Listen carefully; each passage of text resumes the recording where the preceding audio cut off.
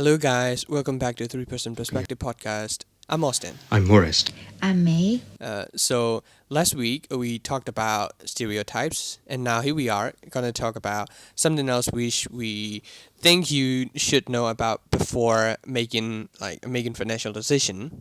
So we started reading this book about a month ago, called "The Psychology of Money" by Morgan Housel. So the reason why I read this book is that I used to have an idea. It is very good to have money, but money can buy happiness.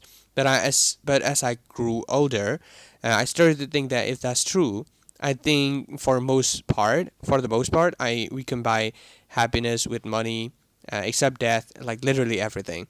We need money to survive, grow a family, build a career, invest in career, health, and education, and so much more. So I thought it would be great to read this book. Yeah, I think so too. Money is like the fuel that we use to go on different journeys, and I think it's mostly associated with the psychology of individuals. Finance is notoriously taught as a math-based subject, but this book discusses many matters from the psychological point of view. Austin suggested that I give some time on this book, so I did, and it's really amazing. And also, some of my folks recommended me to read this book too. As we told about, we love money, materials, jewelry, and so much more. And we kind of feel like we want to take whatever will give us admiration and respect. That somehow weird and awesome at the same time. But it's weird in a way that we think it gives us so much admiration and respect for what we own. But it didn't guarantee that buying cars or jewelry with all of our paycheck was applying to make our life better. And we can expect our life to be the same as the people we are seeing because we are playing in a whole different boards or game. Man, life is full of uncertainties. Yes. So I'd love to share lessons from this book. And so everything here we're going to talk about is only for information and entertainment purpose. And we don't know much about the investing, index fund, like hedge fund manager or something like that. So please bear with us. We just only here to talk about the lessons that we learn and personal experiences. Yeah, and if you haven't read this book, please do it first, because this podcast will be filled with all of the main points excerpted from it, and also some of the terms might look strange to you. So please understand if you ever come across such technical terms.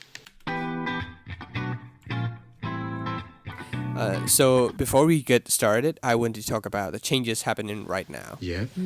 Over a decade ago, smartphones with cameras were introduced. Before that, the dedicated camera market like Sony, Canon, Fujifilm was not that expensive. Of course, film cameras are still expensive, but it has to compete with its own market, not crossover. And in the next few years, a field car mobile phone filmmaking has arrived, and the market for cameras has become sophisticated and expensive, and I think it's competing with the smartphone market. Just after the smartphone had been introduced to the world, social media has arisen and still rising, and it feels like the world is running at its fastest speed it has ever been and adapting so fast. And I also want to name the smartphones as like social media devices. And things are changing gradually, but not many. Just a percentage of it. But for example, Meta has launched its virtual war. So what do they call it? I think it's metaverse. Yeah, it's metaverse. And also the crypto war has constantly been becoming a gambling war. They have a Web3, I think probably NFT. And when metaverse has arrived, maybe we would see one of the movements where we can buy stuff virtually with the help of crypto, or maybe they will deploy their own currency, or maybe they will stay in Web2 version, like who knows, right? Many people are using credit cards and online wallets, which are again showing that we are literally moving into the virtual world. And the most obvious example is cryptocurrency, but right now only a handful of people are using the system, which is very great. And even there are crypto millionaires who owns a certain amount of crypto which is worth millions of dollars. So you can literally see a lot of things happening right now, and it makes me FOMO. Like FOMO means a fear of missing out. So just in case if you don't know what Web3 is, I will explain a little bit about it. Web3 is a version of a World Wide Web which is not yet implemented completely. It is like www.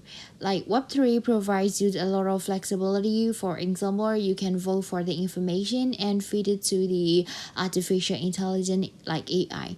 So technically humans control, but it's more like a user control. So that better appropriate contents can be shared, but still can be manipulated because it's controlled by people. Web 1.0 is like basic static information, while we can read information from the providers. There's nothing we can do. Like there's nothing we can do. We can just read. Web 2 is a read and write version, so it's basically an interactive and social web like the ones we are currently using right now. Glance tech companies like Meta, which is previously called Facebook, Twitter, and you can post something and your friends can exchange conversations in comments or like whatever. But it pretty much centralized. You can be the platform anytime. And what you had previously said earlier, I think we can avoid being susceptible to FOMO by having a plan that we can work with for the next 50 or 60 years or whatever. Because I think it's more important to us to not be bothered by the idea that fascinates others and works with for others, but doesn't have anything to do with us, or we have no idea what it is. Well, another thing is we should know that when we see something like products or companies being overvalued, is most likely to break apart in the future. Because when things get overly exposed to the public, people have instincts to create new things even better. And I think it makes it more unpredictable because making things better needs changes. Yes, as long as it is influenced by people, there have to be many surprises along the way. The most important lesson, at least according to me, that we can draw out from this book is quote control yourself unquote. In terms of money, is being able to control your desire to not splurge on unnecessary things is more like minimalism. By the same token, just save money for the sake of saving it. Like it's good for you to save money for a car, house, or maybe for your marriage. But saving money for no specific reason is more logical. Life is full of uncertainties, like we said. Who knows what will happen to you anytime soon? You might be sent to into the emergency room. Your house might get destroyed by an unexpected earthquake, or you might T-bone another person's cars and have to make up for it. So saving in advance in for the future might for what the future might hold would be the best way to cope with life surprises. Like planning is important, but the most important part of every plan is to plan on the plan, not going according to plan. Yeah. Not everyone has an idea about what will happen in the future like I do. We can just look back a little bit of time, not too far, and prepare whatever comes to mind. You can use all of your cash in the bank of your wallet. You won't know what the next second will bring you. The real takeaway from the book is that things that have never happened before happen all the time, Exactly. especially the things that are unbelievably influenced by emotions and action. Anything can happen any second. Like you need to control yourself not to risk what you already have a need for what you don't have and don't need. We must leave room for error, like this would reduce future regret. We must have strength to withstand any swings or bad luck. Yeah, exactly. Speaking of which, I want to tell you about a saving habit of Lisu people, one of the ethnic minorities here in my hometown. Which town? But I think I feel I know it's Mogul, right? Yeah, of course. So the saving habit of Lisu people is rather impressive. Suppose that their work pays off and they get some kind of $500. What they do with $500 is buy a piece of jewelry because they don't want to waste $500 over fancy stuff. And do you think they wear it? No, they don't take it as personal grooming, but keep it intact until it's the right time. Like they have to send their children to college, or they get badly injured in an accident and have to get rushed to the emergency room. Uh, at such times, they sell the piece, the jewelry back to the previous owner. And then, according to the inflation, they might get something like $550 or $600 or something Wow. like that. At least, it feels good. You don't happen to spend money, and also you can make a profit despite the inflation. That's fascinating. Well, we all hold on to different opinions. No one is crazy. Lowest income people tend to buy lottery tickets whose prices are four times the amount spent by those belonging to the highest income groups in the United States.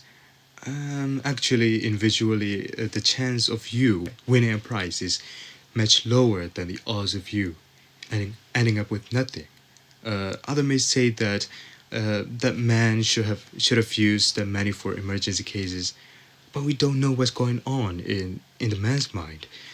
Some people can't possibly relate to disadvantaged people buying lotto tickets because they haven't been there. Like they actually haven't been there. There's a bit of psychology here. We can say someone is crazy just because what they do doesn't resonate with us. What you don't think makes sense might make sense to me, and vice versa. Yeah, in this book, there is something that reflects so much of today's pandemic and the thing that you have said like a second ago. So the book said, quote, the person who grew up in a poverty thinks about risk and reward in ways the child of a wealthy banker cannot fathom if he tried, end quote. So this is true. This is totally true. Because during the pandemic, there have been a lot of tragedies and losses like happen all the time. And we also came up with a vaccine that will technically halt the process of the virus. Authorities want us to get vaccinated. The difference is that the Western countries are having a problem of accepting or not accepting the vaccines. And there are many people who like the vaccine and get one themselves. And also there are some people who don't like and even participate in the anti-vaccine movements, but here we are in developing countries, like especially in Myanmar, like we have a whole different problem Yeah. because in the middle of the pandemic we have to fight for our freedom. It is taken away from us like it used to be like 70 years ago. So we already have had enough of it. And getting a vaccination here is almost like a privilege at this time.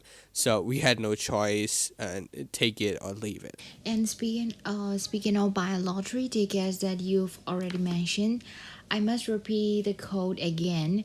We all hold on to different opinions, like no one is crazy. Being under pressure gives us stress, which causes the decision given in a very period of time without us holding not much information of the situation. At the time, stress causes conscious awareness of what adjustment we are supposed to be making. Here's a situation where the stakes were high, where things were moving quickly, and where we had to make sense of a lot of new and confusing information in a very short time.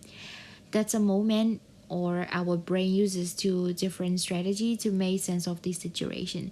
The first is the one we are most familiar with. It's a conscious strategy. We think about what we have learned and eventually we came out with the answer. The strategy is logical and definitive. It's slow and needs a lot of information. There is a second strategy though. It operates a lot more quickly. It sends its information though weirdly in the right channels, such as the sweat glands in the palm of our hands. It's a system in which our brain reaches conclusion without us being aware of what conclusion have been made and when, and which is called an adaptive conscious. That's an excellent job of sizing up the war and warning people of danger, setting goals, and initiating an action in a sophisticated and efficient manner. Well, you may have done the same thing whether you realize this or not. When you first pick up this book we recommend, like how long did you first hold it in your hands, like 2 seconds or 3 seconds or whatever. And yet in that short piece of the time, the design of the cover, whatever association you may have with the name and the phrase you send is that about the many of or generated an impression. So here's the deal. What do we tell our children? Haste makes waste. Look before you leap. Or stop and think. Don't judge a book by its cover. We believe that we are always better off gathering as much information as possible and spending as much time as possible in deliberation. But there are moments, particularly in times of stress, when haste does not make waste, when our snap judgment and first impression can even offer a much better means of making sense of the world. And again, what you don't think makes sense might make sense to me. Most of the time, the reason why somebody buys fancy cars and stuff is because they want to show off and impress other people. But the thing is, people are not actually as impressed by your stuff as you yourself are. What people actually think is like, wow, that's a nice car. I wish I had one now too. But almost never something like, wow, that's who's the owner of this car. I envy him. True. So it's rare that you get a huge amount of respect and admiration by people just because you own fancy stuff. If it's respect and admiration that you want to get, you are more likely to get it when you have kindness and humility. That's also true. One thing is that you lose control over time as you want to find more money to buy bigger and better stuff. Compared to the generation prior, control over your time has diminished. And since controlling your time is such a key happiness influencer, and we shouldn't be surprised that people don't feel much happier even though we are, on average, richer than ever. Greed is what kills us all the time. Already, I know that I can spend a little less money because I have to buy something that would be really handy for me in editing videos. But I didn't. The thing is that I didn't. I thought I would get like pocket money like I used to get, and finally I would be able to buy something I really need, which turns out to be something expensive. But I didn't. I didn't. That hurts. Like I could have saved money. Now inflation has doubled. The job market has been becoming worse day by day. Daily basis goods have already increased in price, in price. So now I ended up broke. I regret the decision that I made 2 years ago. The book just showed me a lesson to wait a little more time and has told me that it's also not reasonable to risk what we have and need over what we don't have and don't need. That's the reason. If I had waited a little longer, I'd get the option. I always make bad decisions anyway, but this time is different. That's why staying wealthy is a lot harder than getting wealthy. Building up your finances is like building up your reputation. It takes an insane amount of time to reach what you expect to reach. But one single thing can destroy what you have done. So be prepared for the wars that can turn up at any given minute. Today's success doesn't translate into tomorrow's good fortune. And also, in that case, you shouldn't rush to get wealthy. Great things take time. It may take maybe like 40 years, 50 years to get wealthy, but for some people, it may take maybe like 10 or maybe 5 years or anytime shorter. You just have to be patient. And if you really are a dedicated investor, you will probably know Warren Buffett, right? Yeah, I know him. He's one of the richest people, right? Absolutely, and he is also a great investor. Many birds have already been written about him being a good investor, but they miss one simple fact, and that's he has been a great investor since he was a child. Because they are so focused on what method he uses, what his business model is, and spending a lot of time on building up formulas. If he started investing at the age of 30 and retired at 60, few will ever know his name. Everyone knows that he has skill at investing, but his secret is time. A contemporary investor have 44% more annual returns than Warren had. Imagine if Warren had that number, that compounding would go next, and would see him at the very top of the list of the richest men for like more than 100 years. But thank God it didn't happen. That's why he's a rich investor, but not the best investor at all. When he was 13 years old, he started investing. By the time he turned 30, he had 1 million net worth. And the rest, 83.5% million dollars, came after he hit mid 60s. And so, literally, 99% of his wealth. Wow, it's so crazy to think about how that well came to him like only after he's over 60. So I feel like time is so simple that people feel uncomfortable to follow through, and that's why compounding and sticking to your plan looks so intimidating over time. If you know that you're gonna be rich, don't rush yourself. And there's no point for you to be in a hurry if you already know it will happen one day. And it's so hard and pays off so well for being patient for a century. Sometimes we overlook success, like how they make that much money, which method they use, or which assets they buy, etc. And also if we ask some people if they want a life like Warren Buffett, I don't really think so. So the takeaway from this lesson is no matter how smart you are, how skillful you are, you need to know that the investment, or in other words, the payment for great success, is time. And one thing is that people trying to find secret formulas and try to hold on to that forever, but that is not how Buffett thinks, because the company that he made more money from than any other investment he's ever made is Apple. This is because how he sees the world is totally different. Nothing is free. You have to pay the price in some ways. When we lose something while trying to achieve success, we generally assume that this is not the right thing for us. We should stop doing this. Like, the feeling of we should give up. We see this. We often generally see this as a fine, not a price. You know, when we stick to it a little longer, success will show up. We see most of the billionaires these days as our idols, figures, and we try to look up to them. I would say this is not a bad thing, but we can see this as a reality for us. In their process, like courses, this might be one example.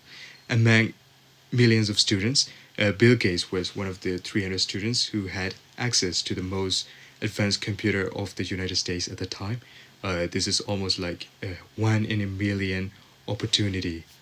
Guess what? He and his friend took interest in computer science, and they knew how it works very well since a very young age. But actually, if one of his friends, who also had the same dream as Bill and his friend, didn't have to get hit by this time maybe like 1 in a million bad luck, Microsoft would initially have 3 founders. As I said in an earlier podcast, I used to be a very stinky person. I didn't even spend a small amount of money on something that I really wanted. When I wanted to eat a pizza, I just repressed my feelings because I thought it would be a waste of money. I would rather save every single penny that I got from my work. But later on, I realized that I couldn't do this anymore, and that's so ridiculous. So I started to choose my happiness over being right. You work and you save money, but tomorrow is unsure. And so it's okay to make a habit of saving, but not to the point where your happiness is destroyed. Yes, the future is so unsure. That reminds me of Bill Gates and his friends, as mentioned in the book, and also Momo has also talked about it. And Bill Gates became the founder of one of the biggest companies in the world, and Microsoft. Bill Gates got a 1 in a million chance of getting into a high school where computers were accessible, and ended up being one of the most wealthy billionaires. But on the other hand, one of his friends, Ken Evans, got in a 1 in a million chance of being involved in the mountaineering accident and ended up dying. And Evans was skilled with like computers as gates, but could have been a founding partner of Microsoft, but it never happened. The thing I want to say is that life is full of unpredictable events lying ahead. So live in the moment would be the best. Success is actually the response to punctuated moments, and those moments are more than anything else combined. Like how you respond to a fraction of a time will determine your whole part of success. I have an example to explain. Like, do you want to listen? Yeah, of course. So let's say we have a student who's gonna take in the final exam of his high school. He has been studying the whole time for this exam, like he studies 7 to 8 hours a day. Let's say this is the most important step for him to get into the dream university he has already dreamed of studying there. He has been preparing this whole time, like whole entire year, and he knows that everything is going to be so perfect and what's alright. But on the day of the exam, he has got hit by the car, or like maybe he has a car accident. He can wake up and he makes the exam. How would we say that at the moment? One in a million. Yes, of course. All of his preparations and how would get done in just one day and in a short time and have to wait for another year. You would say that you would say that's not gonna happen. That's why we call it luck. And also, there's something I love about this book. The author included a great quote by Carl Richards in which he said, "This is what's left over when you think you have thought of everything." I couldn't agree more. Like, and again, we don't know what our future holds. During the pandemic, I got really depressed. What I've been thinking about was, damn, life is meaningless. What I'm doing is worthless. And something like, you will die one day anyway. What are you working for? And so on. That those kind of thoughts, overthinking always comes to me. As a result, money didn't matter to me anymore. May said, I saved more money than I should. But what I thought I would do personally was, I will not find money. Uh, that's not a great thing. But this book helped me know about something that I'd never known before. That is like, it's never good to go extreme. You shouldn't work yourself to the bone and save a lot. If so, you will get a lot of regrets about spending your active years only on your work and not on beautiful activities you could have done with your family and friends. And on the other hand, you shouldn't feel extremely complacent either. Otherwise, when you grow up, maybe like when you've retired, you may end up having nothing and your geriatric life will be doomed. So it's always great to go on a middle path, avoiding extremes. That would be a good advice. Yeah. So, so speaking of like going extreme, so I've been thinking about investing in crypto. So as you guys know, crypto is fuckingly volatile right now. Yeah, First of course. years, Bitcoin has been introduced to the market. It has only $1 or less worth of the price. So when the years came by and when it started to get attention, the price went up. So that's how cryptocurrency work right now. So now it is worth thousands of dollars, but with the help of the cryptography, there are thousands of currency available in the market like Ethereum and Dogecoin or like any other things like that. And people see the value in it because it can be a revolution and it promotes the decentralization, and we don't have to depend on the banks, credit card service providers such as Visa, MasterCard, and also on the government. So we own what we own. The technology is so powerful that it can be used as a currency benchmark to buy things and sell things. But the thing is that it depends too much on humans' emotion and relentless decisions, I would say. So it makes it really volatile. Within just a day, its price tag can be $1,000, like $10,000 difference. But in the market right Crazy. now, we have stable coins, which are again complicated as usual. So they, because they are run and processed by companies which are controlled by the people, but there are lots of people making money out of it. They have done so much and get money. We can never see what they're doing behind. we get inspired and think that may bypass the casual steps to get a job done, serve people, and make money at the end of the day. And again, we're playing different games, very different, that we need to see ourselves. And the luck, the connection they have will not translate to our success because we might not have the luck and the same connection they have. We have our own rules that should be abided by and completely not go broke like me.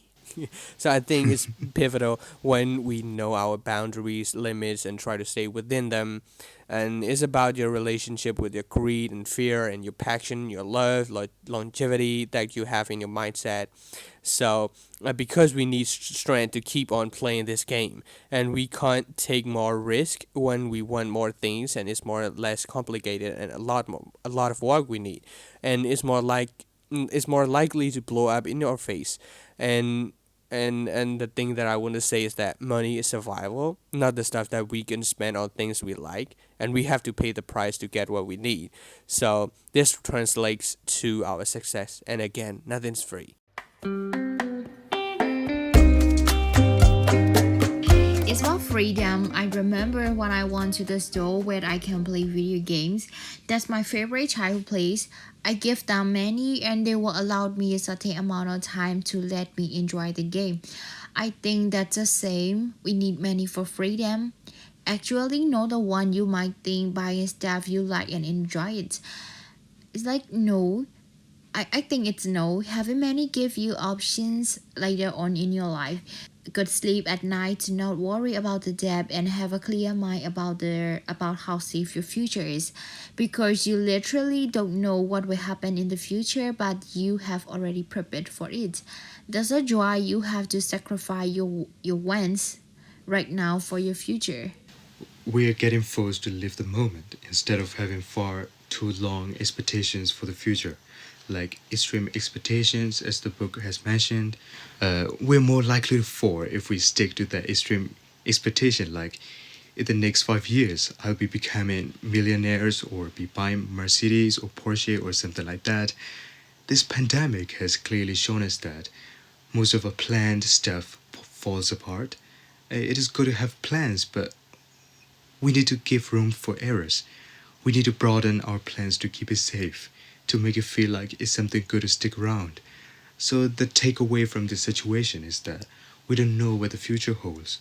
It might get off the track or stay on the track, or in an even worse situation, it might totally change the path.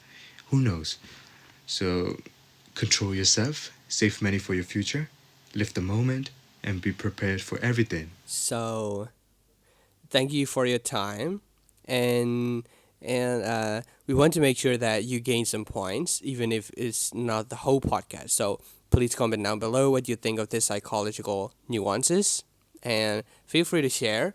And don't forget to give a thumbs up, hit the subscribe button, and follow our Instagram. So we wish you to make reasonable financial decision in this new year in 2022, and we wish you a great prosperity and happy New Year. Bye. Bye. Bye. See you next week.